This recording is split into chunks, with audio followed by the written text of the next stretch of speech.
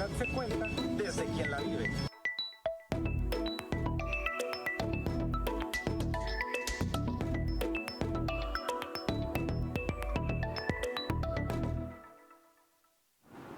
Muy buenas noches, estamos en una emisión más de Iniciativa Tepic, donde la ciudad, la comunidad se cuenta desde quien las vive. Yo soy Yolanda Gutiérrez y el día de hoy tenemos otro programa muy interesante para todos quienes nos ven desde sus hogares, desde sus celulares, en sus televisiones, tablets, etcétera. Ahí estamos hablando de la vacunación en Nayarit. Sabemos que acabamos de pasar la jornada de vacunación en nuestro estado y pues hay muchas dudas, hay muchos comentarios al respecto y por eso el día de hoy hemos traído como siempre personas que viven en el día a día el tema de la vacunación. Por ello me gustaría darle la bienvenida al doctor Andrés Romero, él es director de Salud Pública de los Servicios de Salud de Nayarit.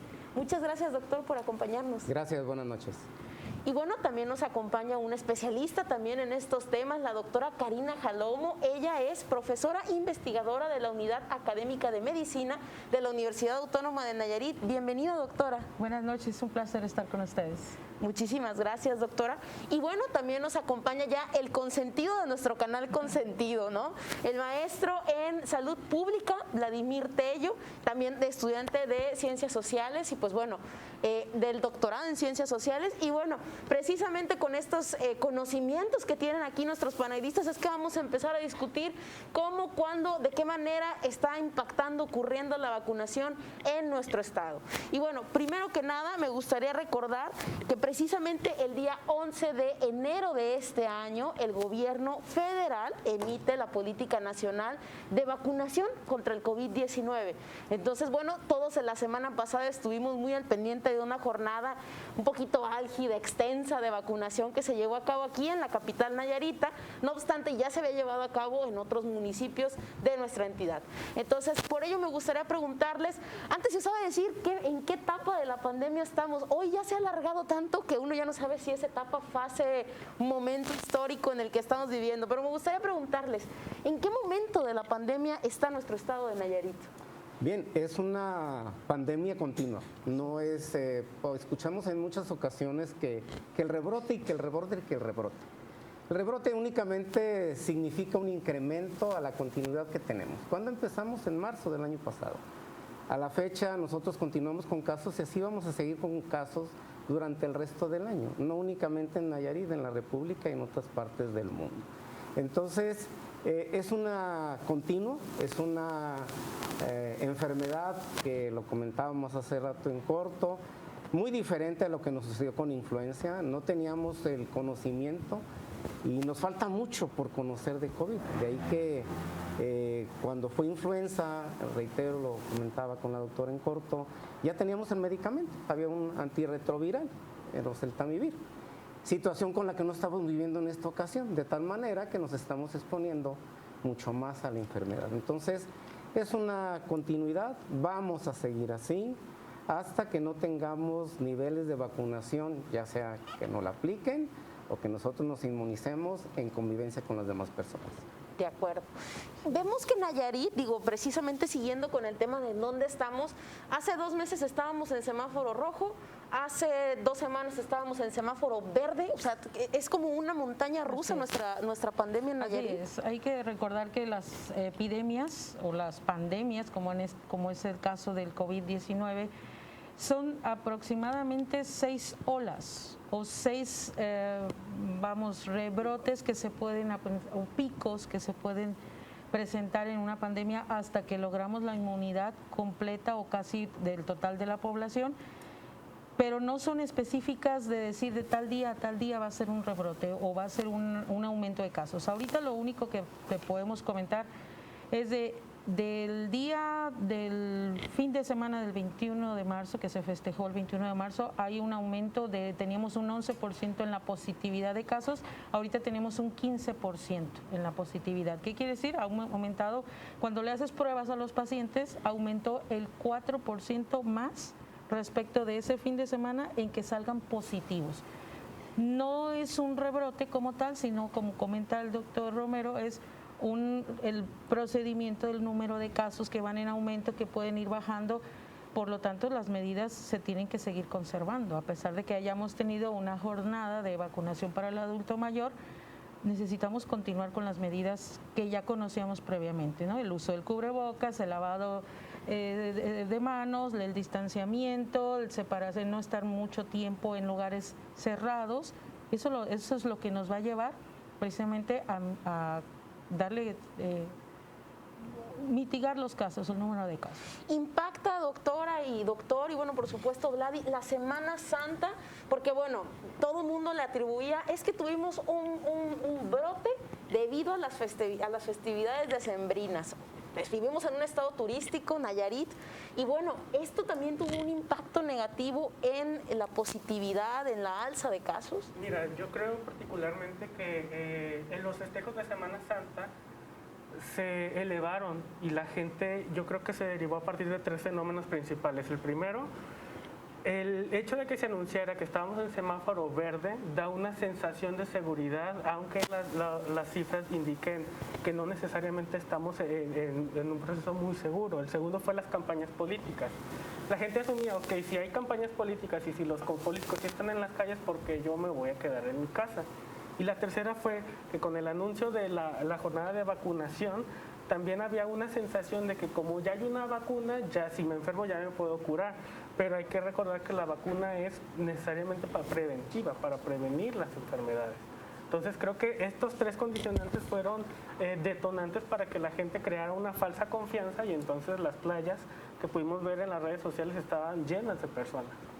Llenas de nayaritas y llenos de gente de fuera, ¿no? Que vino aquí a hacer... Hay una cosa bien importante, ¿eh? O sea, si hablamos del fenómeno de Semana Santa, todavía no lo vamos a ver. Tenemos que estudiar 2 periodos de incubación. Así es. Entonces esto lo vamos a ver en 14 días. Pero sí te puedo mencionar que en semanas epidemiológicas, por ejemplo, de la 12 a la 13, que es donde nos cae la Semana Santa, ya tenemos un porcentaje de variación del 40%. No con el número de casos que estábamos en enero. Tuvimos una etapa realmente muy alta.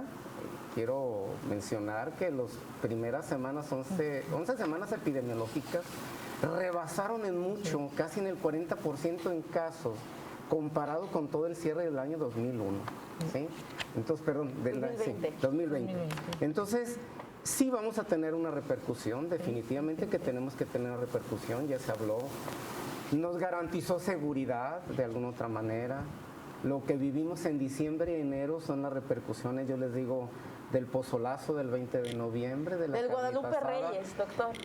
de la convivencia del Buen Fin, de que relajamos las medidas. Esto es una enfermedad en que cuando nosotros empezamos a relajar las medidas de distanciamiento, pues ahí observamos, ¿no? Entonces, sí lo vamos a observar, definitivamente que lo vamos a observar, aunque puede haber unas condiciones que pudiesen aminorar. Porque las enfermedades respiratorias son hacia más épocas frías. Y nuestra temporada invernal históricamente data del mes de octubre y todavía lo brincamos hasta mayo. Pero sí vamos a tener repercusiones. Esperemos que no como lo estuvimos viendo en el mes de enero y febrero. Sí, basta voltear a ver, por ejemplo, países como Brasil, que no entiendes por qué.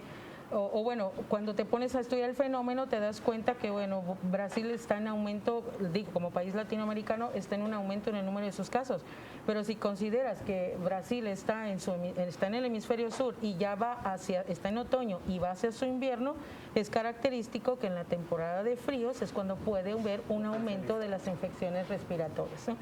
Y bueno, es posible que también la situación, la presencia de variantes que se están dando en el continente europeo, pues puedan en algún momento también encontrarse en el continente americano y bueno, que nos hagan ese estrago. Pero esperemos que para ese entonces ya tengamos a mayor población inmunizada de manera artificial como lo es con las vacunas, ¿no? De acuerdo.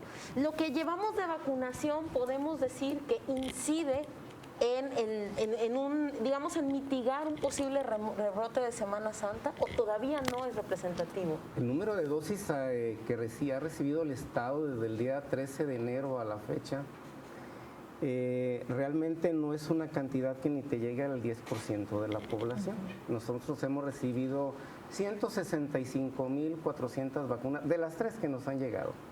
De este tanto, 148,000 llegaron para el adulto mayor y 18,000 para el personal de salud, aclarando que el personal de salud de primera línea, como se ha llamado.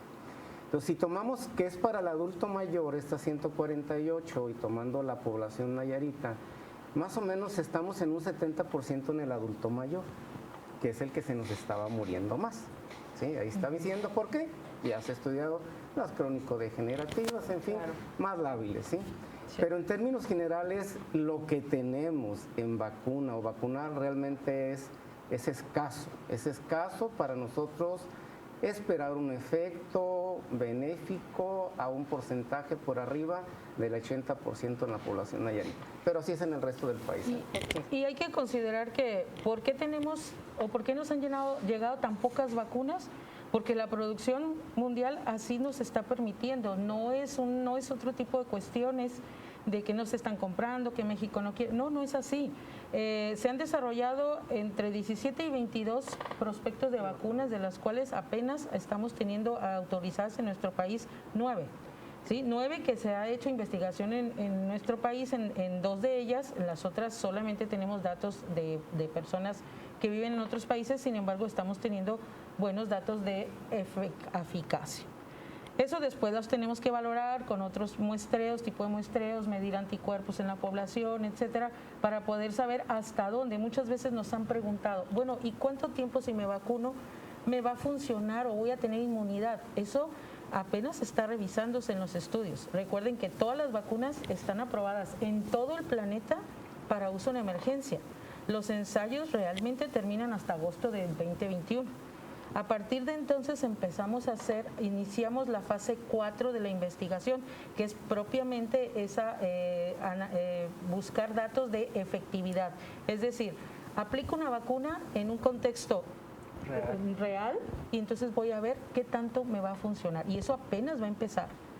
Entonces, por ejemplo, quien ya se puso la primera dosis, principalmente los adultos mayores, ¿qué pueden esperar de su vacuna? ¿No tiene ningún efecto en este momento? Sí, por supuesto que sí lo Pero hay tiene. que evaluarlo. Mira, ahorita las personas que se vacunaron la semana pasada, como está en la literatura, me refiero a las publicaciones científicas en torno a las vacunas, tenemos 14 días donde nuestro sistema inmunológico prácticamente está alterado, está analizando, bueno, qué es lo que le llegó y está produciendo anticuerpos. Entonces, en 14 días que podemos decir con toda seguridad que los pacientes que recibieron la vacuna la semana pasada están protegidos, medianamente protegidos.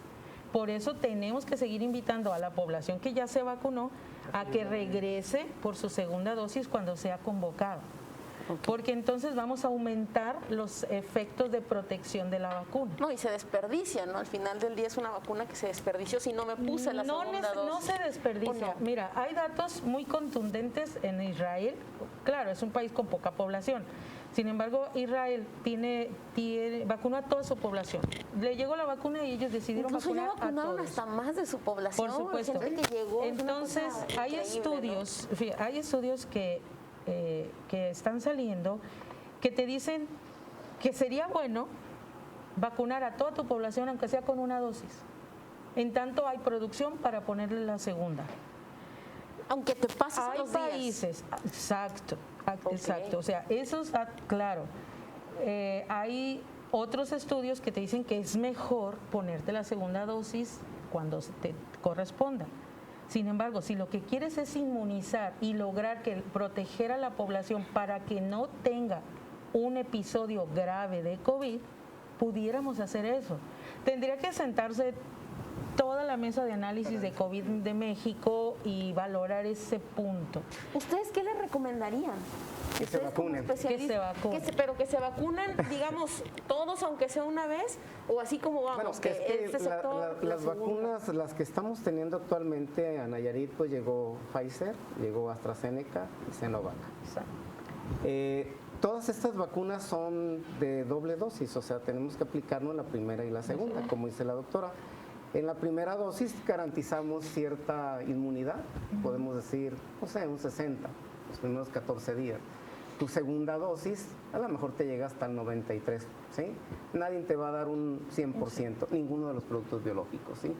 Entonces, Por fuerza te tienes que aplicar en estos esquemas que tenemos las 2 dosis. La única que es unidosis de Sputnik no ha llegado porque ha llegado, pero tiene dificultades Se en tiene cuanto que a su aplicación. condicionar. Ah. La ultracongelación y que aparte la tengo que aplicar una vez abierto el frasco en 2 horas.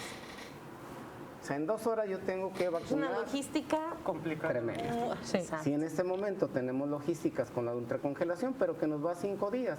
Afortunadamente con AstraZeneca tienes la ventaja que la puedes almacenar De 2 hasta por 2 meses en una temperatura de un rango normal de 2 a 8 grados. Entonces también tienen dificultades técnicas las vacunas. No es una tarea fácil, la verdad, ¿sí?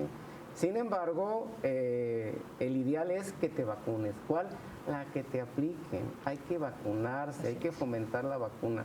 Recordar que el éxito de la disminución y eliminación de algunas enfermedades ha sido los programas universales de vacunación que datan de los años 80. Creo que entonces no debemos de temer en vacunarnos. Los efectos se pueden dar al igual que con algún medicamento que nos pueda hacer ocasionar alguna reacción.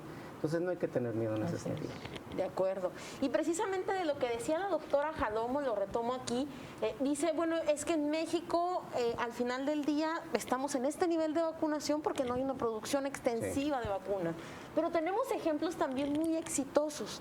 ¿Será que algo está fallando en la vacunación en México cuando países como Chile, Brasil, del subcontinente latinoamericano están más arriba que nuestro país? ¿Hay algo en lo que no estamos fallando, digamos, como país? Bueno, realmente Brasil no tiene esos datos de cobertura de vacunación como esperamos, por eso le está yendo un poco complicado a Brasil. Chile, pues no vas a comparar la población que tiene Chile con la de nosotros. Uruguay tiene 3.000 habitantes, ¿cómo vas a comparar? 3 millones de habitantes.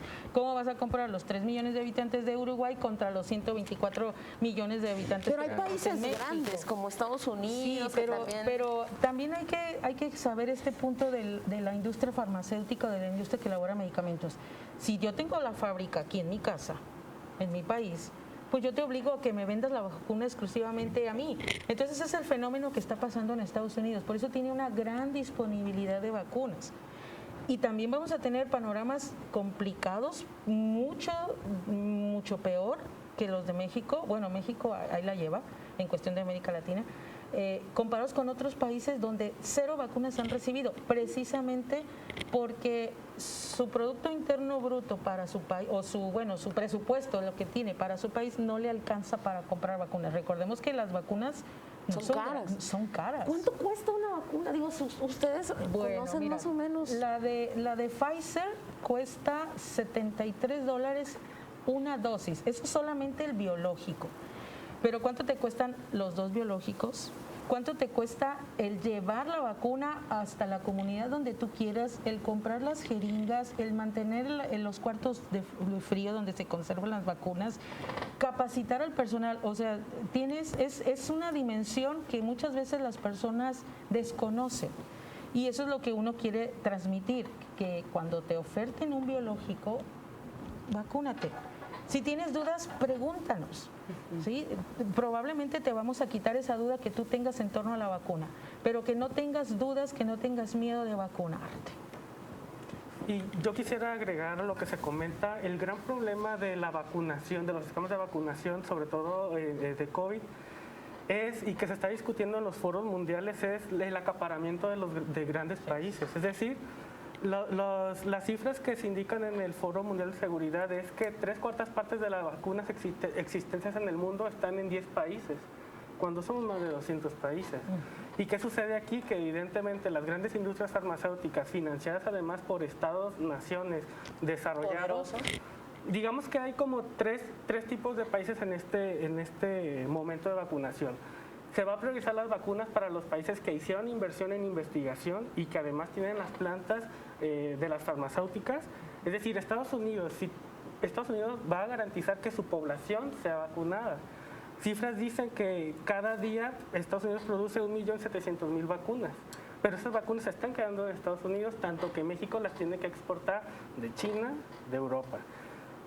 Después de que estos países garanticen esta cobertura, van a seguir los países que hicieron una compra anticipada países que invirtieron capital para el desarrollo de las investigaciones. Ahí está México. Ahí está México. Ok. Y en tercer lugar van a estar los países que van a recibir la vacuna por caridad humanitaria de otros países. Por el mecanismo COVAX de la Organización Mundial de la Salud.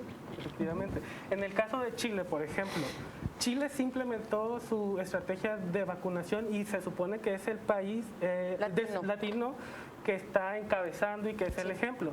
Sin embargo, por ejemplo, la vacuna que compró Chile y que también compró Brasil fue una vacuna que todavía no estaba autorizada por la FDA, por la Comisión Reguladora de Productos Médicos en Estados Unidos, y en México todavía no estaba tampoco aprobada. Ahora ya México ya compró esa vacuna, pero en su momento México solamente adquirió las vacunas que estaban, digamos, en desarrollo de los ensayos clínicos en fase 3 y que estaban además corroborados por FDA y por la COFEPRIS.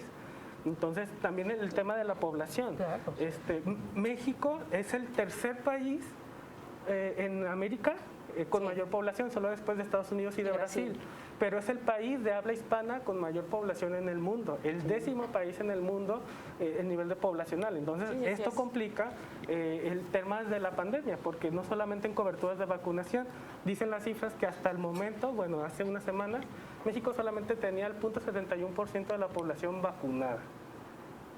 Muy poco. Muy poco, bastante poco. Ahorita Y bueno, tenemos pocas vacunas, ¿no? Como país nos llegan pocas vacunas, como Estado nos llegan pocas vacunas. ¿Es correcto el criterio en el que se están aplicando las vacunas? Es decir, médicos de primera línea, todo el mundo creo que, sobre todo siendo el país con el mayor incidencia de personal médico que fallece, pues todos sacamos nuestros panfletos de hurra, ¿no? Cuando por fin vacunan al sector médico. Pero bueno, luego llega la vacuna para la zona rural en lugar de la zona urbana. Y esto fue debatido porque, bueno, la incidencia es mayor en la zona urbana. ¿Qué opinan? Hay que revisar otro contexto. Por ejemplo, otras instituciones como la CEPAL, que han hecho bastantes estudios sobre discriminación y sobre cobertura de servicios de salud y sobre acceso al sistema de salud, se han dado cuenta que precisamente las poblaciones más alejadas son las que menos acceso tienen a diferentes recursos. Ahorita estamos hablando de la vacuna, ¿sí? Entonces, en general, ¿no? En general, o sea, ese criterio de elegibilidad que se hizo por vacunar sí primero al personal que está en área COVID de primera línea es correcto. Yo agregaría que debimos, o sea, y no lo digo al Estado, lo digo a la Federación, no al Estado de Nayarit. Sí, sino que a la nosotros Federación. seguimos de alguna manera. No es que lo sigamos, es que a veces no nos queda de otra. Sí hay mecanismos para hacerlo diferente, pero a veces no te permiten, ¿sí? Ok. Yo hubiera metido, desde mi punto de vista de salud pública, hubiera agregado también al personal del primer nivel de atención, que afortunadamente ya se está vacunando y viene próximo a concluir la vacunación. Te puedo decir que, por ejemplo, el Instituto Mexicano del Seguro Social aquí en la delegación ahí ya prácticamente tiene todo su personal vacunado. Nosotros llevamos ya una buena parte de nuestro personal dentro de la Secretaría. Bueno, perdón, vengo ahorita como a la universidad, pero también trabajo en la Secretaría. Yo hubiera metido también al contexto del primer nivel de atención. ¿Por qué? Porque una vez protegido a mi personal de primer nivel, les mejoro la infraestructura para detección de pruebas sin arriesgar al personal. Entonces el personal podría detectar de manera inmediata en las clínicas de primer nivel a los pacientes que lleguen con una sintomatología. Y de alguna manera puedes ayudar, ese paciente que ya enfermó, le das sus medidas de confort y sus medidas de alarma, pero lo aíslas. Y entonces evitas que ese paciente enferme a más personas. Claro. Pero no puedes arriesgar a tu personal médico si no lo tienes protegido. Para allá vamos. Esa es una, en cuestión del personal. Otra, yo hubiera elegido también, así como iniciamos con las personas adultos mayores a vacunar, a los pacientes con comorbilidades. Por ejemplo, los pacientes con diabetes mellitus. ¿Por qué? Porque los datos nos dicen que sí, tenemos alta incidencia y mortalidad en el adulto mayor, pero también ese adulto mayor es comórbido, es decir, tiene otras patologías, ¿sí? Y de ahí la población en general. Pero bueno, dependemos mucho de la cantidad de vacunas que lleguen a México. Tenemos convenidas, México tiene Sí. convenidas bastantes, ¿no? Y la otra ¿por qué las áreas rurales? Bueno, es bien acertado, la política de vacunación no recae en los estados, es un lineamiento federal. Dijeron, sí, realmente no te puedes desviar, es un lineamiento muy claro que se anuncia diariamente, que consideraron que las localidades o los municipios de menos concentración iba a ser mucho más rápido el avance. Y creo que en ese sentido no se equivocaron mucho. Te vuelvo a mencionar, de las 148,000 dosis de vacunas para adulto mayor, llevamos aplicadas 112,000, el 70% de la población de más de 60 años ya se vacunó. Sí avanzamos rápidamente. Que más nos enfermamos en las áreas urbanas, es cierto. Sí. Tan solo el municipio de Tepic ocupó el 57% de los casos. Y es una Así de sencillito. Sí, claro, y es una mayor incidencia, porque Sí, luego se dice... tenemos mayor movilidad. Es que hay también. o sea, hay muchos factores y eso sí me gustaría hacer hincapié porque luego se piensa que, bueno, es que Tepic tiene muchos casos porque es más grande. O sea, pero en tema de, digamos, de cada 100 personas, ¿cuántas se enfermaron? Aún así es mayor Tepic o Bahía de Banderas, ¿no? Sí, en ese orden va, precisamente como lo dice. En el número de casos en absoluto Claro. fue Tepic, 56%, le sigue Bahía con un 30 y tantos %. Entonces realmente porque tienes esa movilidad y obviamente pues te enfermas más. Ahí tienes la Ciudad de México con su... Claro. Que todo el mundo está enfermo del Sí, aire y porque del viajas en el clima. metro, vas pegadito uno con otro, los autobuses, Vivienda más pequeña. claro, y aquí, bueno, de alguna otra manera es una ciudad, no nos comparamos a ese tipo de ciudades, Pero pero aún se así es explica cada el porqué local. del comportamiento, ¿no?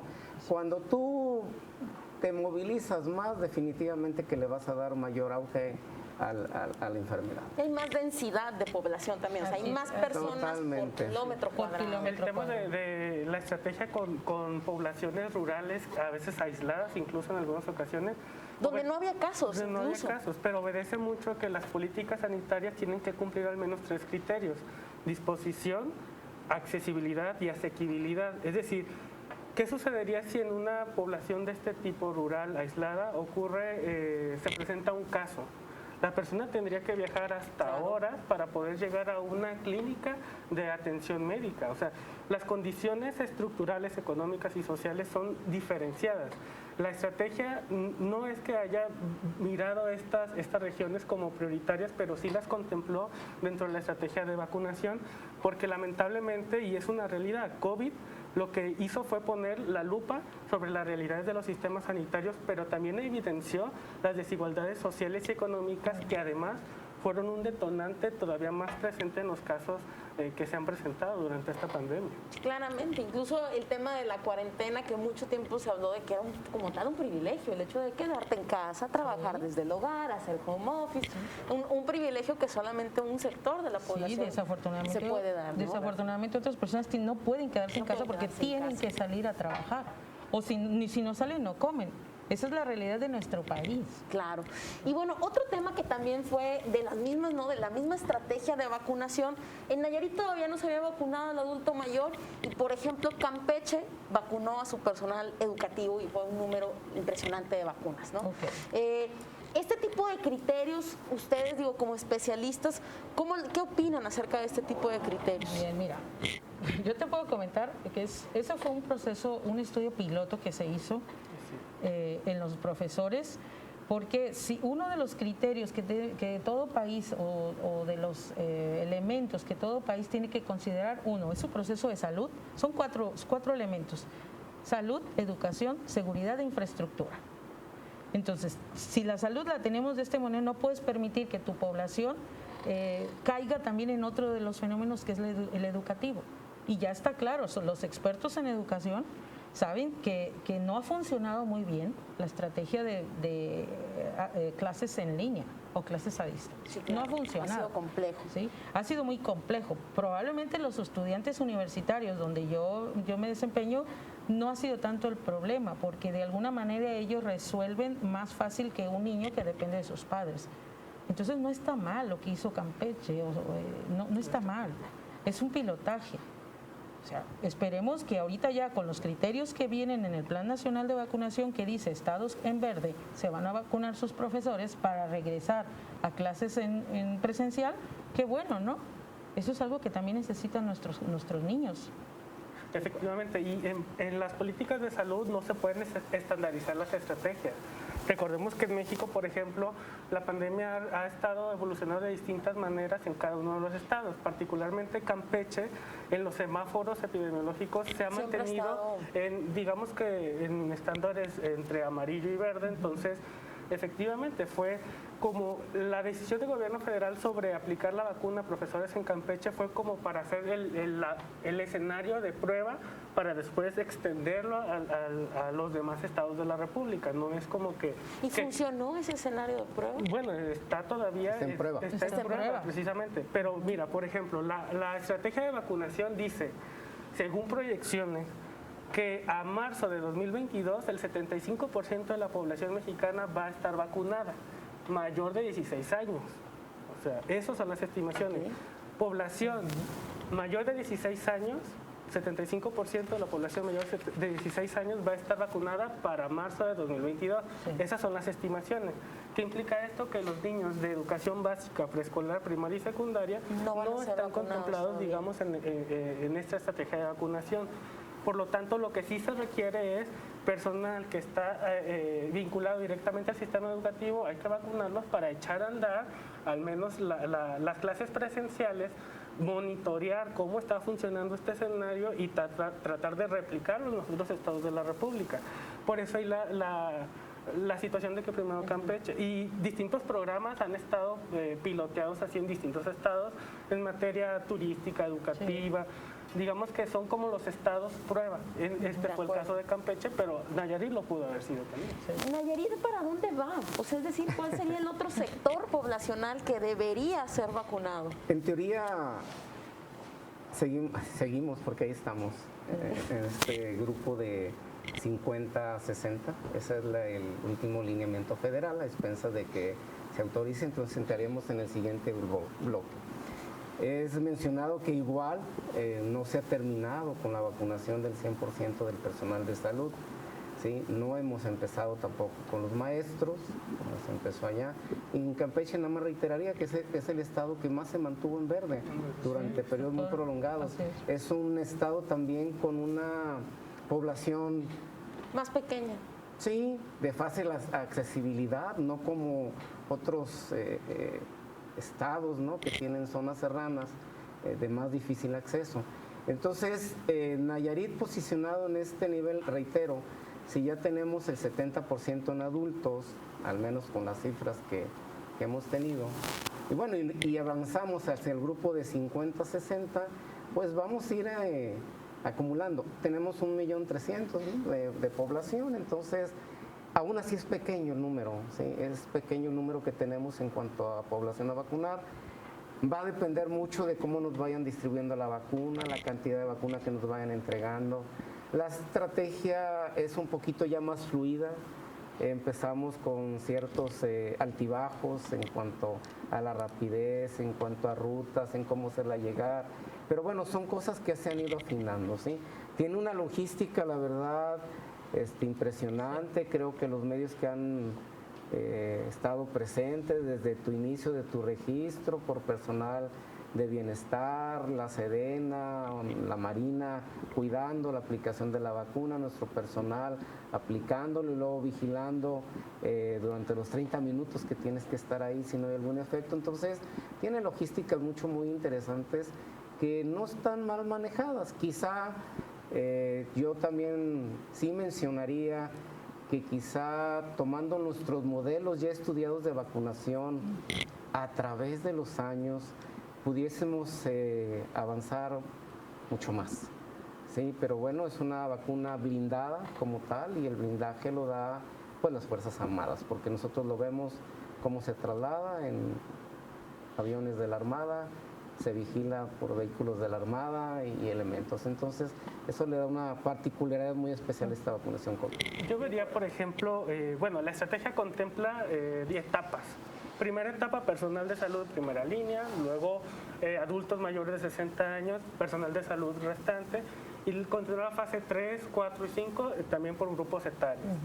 Sin embargo, desde mi punto de vista, creo que al menos hay dos poblaciones que tendrían que estar priorizadas y que no están contempladas en estas estrategias. Uno de ellos son los médicos adyacentes a farmacias.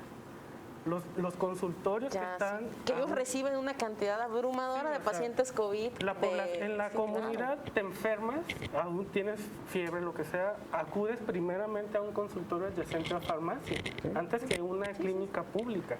Pero estos consultorios, al ser, digamos, de una farmacia privada, No están contemplados.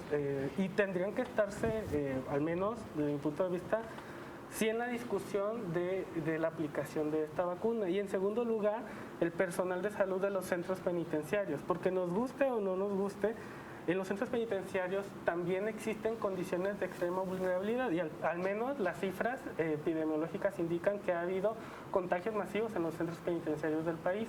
Y no es que aplicar la vacuna para todos ellos, pero sí al menos para el personal que está en atención directa a estas personas. Fíjate que yo difiero un poco del personal que trabaja o que labora en las farmacias. Para empezar, Nayarit tiene alrededor de 900 farmacias, no todas tienen consultorio agregado a la farmacia, y las que tienen, la gran mayoría de los médicos que laboran en esas farmacias trabajan en parte del sistema, ya sea son médicos de IMSS, son médicos de ISSSTE, son médicos de Secretaría de Salud. Entonces, de alguna manera, la gran mayoría de ellos ya están contemplados ahí. Aparte, te digo, sí es cierto, o sea,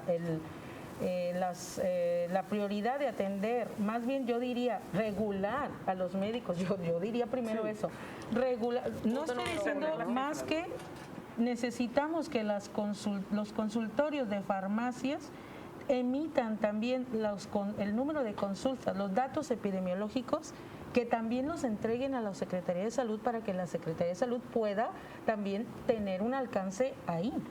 Yo primero regularía esa parte, ¿sí? O sea, ojo, sí son médicos titulados, por supuesto que tienen cédula y título, sin embargo no representa una gran...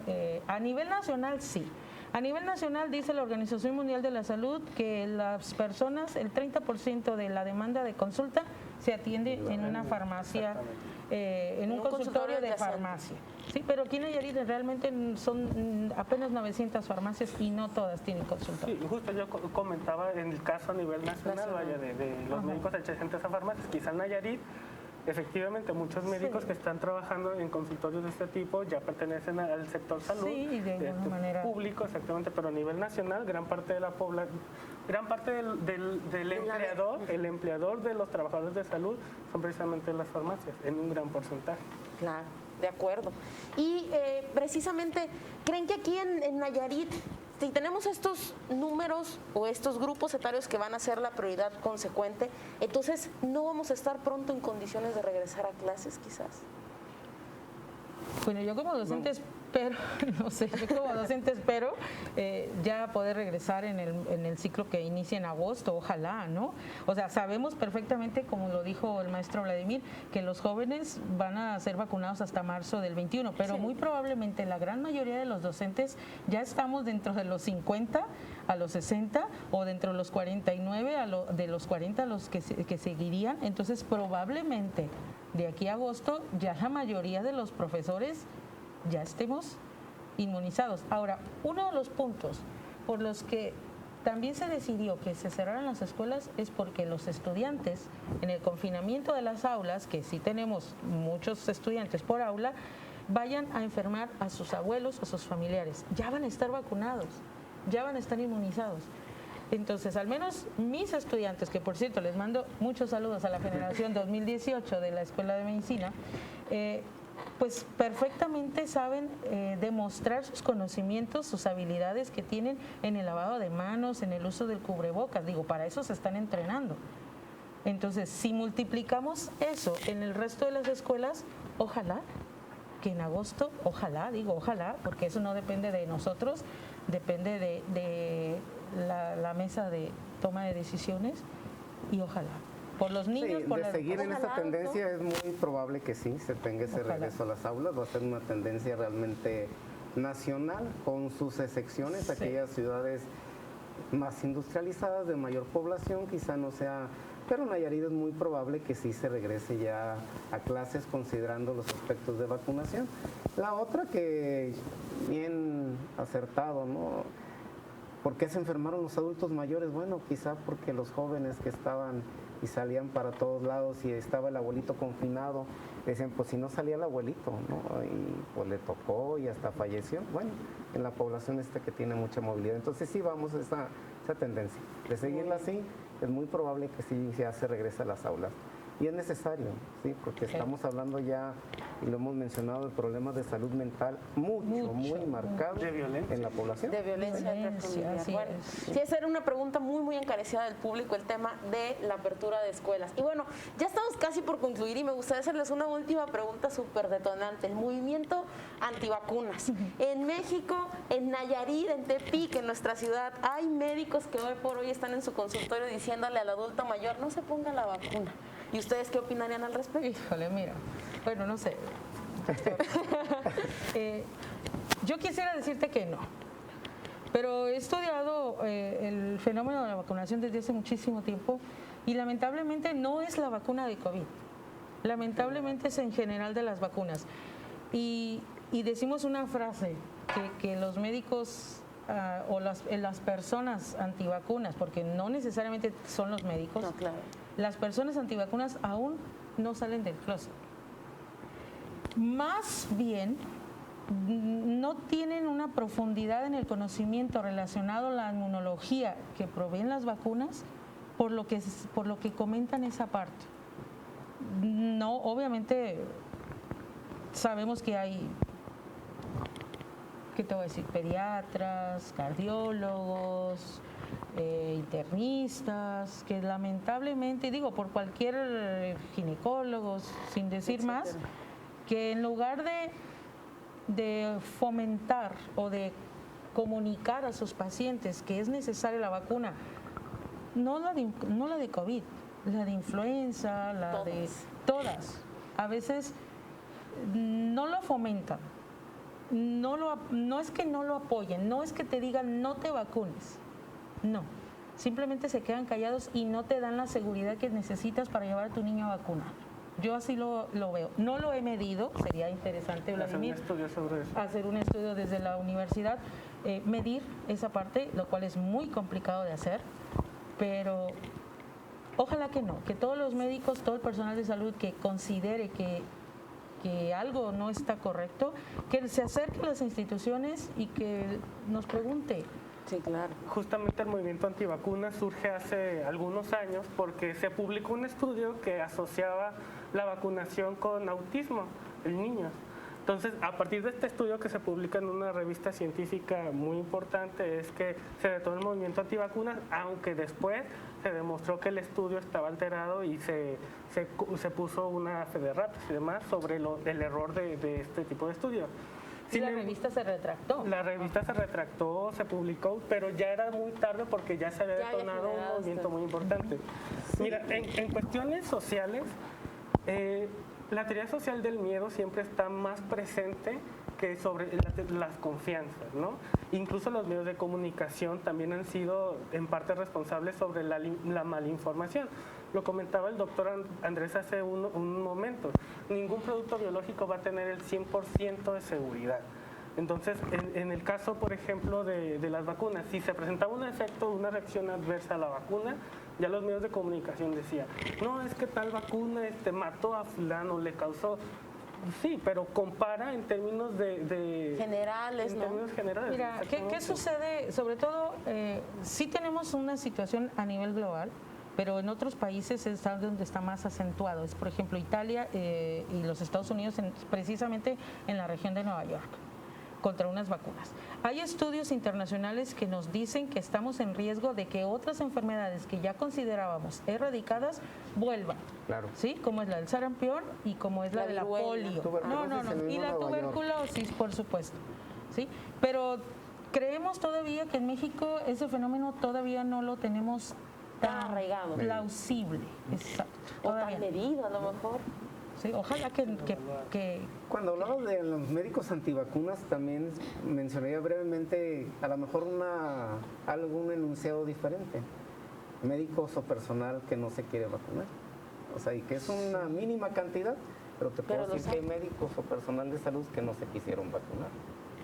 Ahí Así es. está. Entonces, Pues nosotros hicimos una exhaustiva búsqueda aquí y allá, buscando un médico animaron, a ver. y la verdad no nos dieron luz verde pues para venir para acá. Entonces, bueno, por supuesto que puede haber argumentos y habría sido muy interesante discutirlos. Entonces, bueno, ya estamos muy sobre tiempo y me gustaría nada más pasar a la sección de a favor y en contra antes de despedirnos de nuestra audiencia. Ya se la saben, yo digo un enunciado, ustedes dicen si están a favor o si están en contra ante la audiencia. Entonces, ¿estás de acuerdo con lo que ha priorizado la política nacional de vacunación? mira, bueno, por favor. Porque estoy en Televisa, no se crea, doctor. ¿Es preocupante la diferencia de efectividad en las vacunas que se están aplicando? no. Es muy buena la Totalmente. efectividad. Así es. En todas, general. En general, así es. Están ¿Es probadas. preocupante un movimiento antivacunas o médicos antivacunas en Nayarit? Es preocupante. Es preocupante. ¿Es preocupante? O sea, a lo mejor dices si no es lo tuviéramos. representativo. No, Ok. porque con información podríamos ayudar. De acuerdo. ¿Consideran que podremos volver a clases presenciales en agosto? Ojalá. Sí.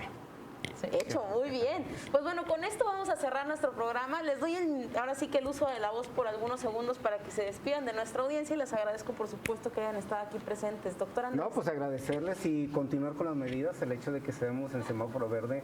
Esto debe ser una rutina. Lo que tenemos es una rutina y si recordamos, los abuelitos, los papás decían, lávate las manos antes de sentarte a comer. Y con eso preveníamos las diarreas. En la actualidad tenemos que seguir con estas medidas de manera cotidiana. Es algo que no tenemos que olvidar, no tenemos que esperar a que llegue. Van a llegar muchas más enfermedades que a lo mejor no nos tocan a nosotros, pero va a ser el inicio de que tengamos una cultura de higiene.